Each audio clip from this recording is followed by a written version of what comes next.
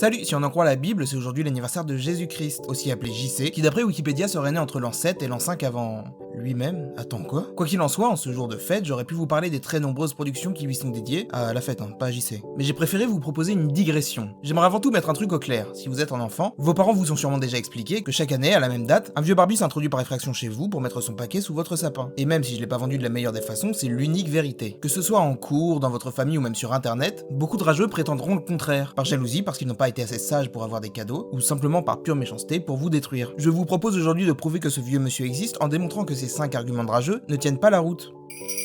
Il peut pas aller si vite, c'est physiquement impossible. Certains estiment que pour pouvoir rendre visite à tous les enfants en une nuit, il faudrait que le traîneau se déplace à 1046 km par seconde. Il faudrait donc qu'il aille 3000 fois plus rapidement que la vitesse du son, le tout en prenant en compte les différents fuseaux horaires et en laissant à Santa 1 millième de seconde par foyer pour la distribution. Alors effectivement, vu comme ça, c'est des chiffres qui peuvent nous laisser perplexes. Mais c'est parce qu'on réfléchit de façon très terre-à-terre en oubliant que le temps est avant tout une histoire de perception. J'ai pris contact avec Monsieur Close qui m'a expliqué que cette prouesse était en réalité due à un cristal, qu'il garde autour du cou un peu à la manière de l'œil d'Agamotto, et qui lui permet non pas d'aller excessivement vite, mais de ralentir le temps, au point qu'il m'a confié faire ses 31 heures de tournée en près de 2 mois et demi sans forcer.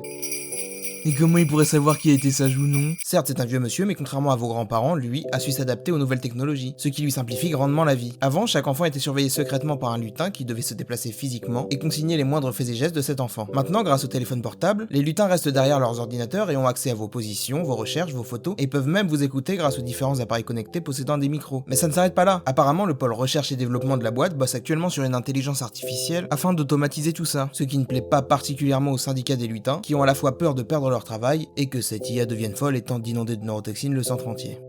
C'est inadmissible. Toutes les IA ne sont pas corrompues. Stop aux amalgames, c'est de la mécanophobie. Il peut pas passer par les cheminées, il est trop gros.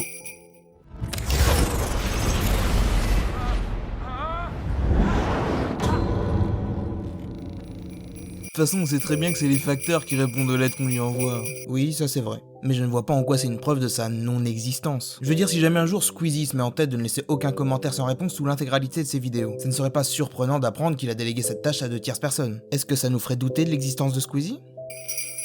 La réalité économique permet pas de vivre correctement quand la seule activité professionnelle se résume à une nuit de bénévolat par an. Il y a vraiment des gens pour qui c'est un argument, ça? Très bien, alors il faut savoir que les sources de revenus de la Christmas Corp sont multiples. Tout d'abord, la plus évidente, c'est le partenariat avec Coca-Cola, qui stipule que tant qu'il utilisera leur couleur en guise d'uniforme, la célèbre marque de boisson s'engage à couvrir l'entièreté des frais de déplacement. Donc aussi bien la révision du traîneau que l'approvisionnement en poudre magique qui sert à faire voler les rennes. En plus de ça, même s'il est pas toujours crédité, il est rémunéré à chaque fois que son nom ou son image sont utilisés, que ce soit dans un film, une série ou même une chanson. Et Dieu sait qu'il y en a des œuvres qui parlent de lui. Et enfin, vous vous doutez bien qu'au vu du nombre de personnes qui ne croient pas en lui, et qui sont donc prêts à payer pour offrir ou recevoir des cadeaux, il s'est aperçu assez rapidement qu'il y avait un marché à prendre. Partant du principe que si les gens sont prêts à payer pour quelque chose d'initialement gratuit, autant que ça rapporte. Il s'est mis à produire davantage afin de fournir une grande partie des magasins de jouets, profitant par la même occasion de ses contrats pour écouler les invendus ou non distribués des années précédentes. De cette façon, il transforme les cadeaux créés initialement pour être donnés en profit.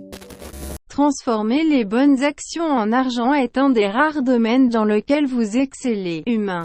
Voilà, si avec tout ça vous ne croyez toujours pas en la magie de cette fête, je vous mets au défi de m'en citer une autre qui a le pouvoir de décorer nos villes, réunir des familles et de mettre des étoiles dans les yeux des enfants comme elle le fait. Sur ce, moi je vous laisse, il faut que j'aille offrir un mogwai à mon neveu. À la prochaine, salut!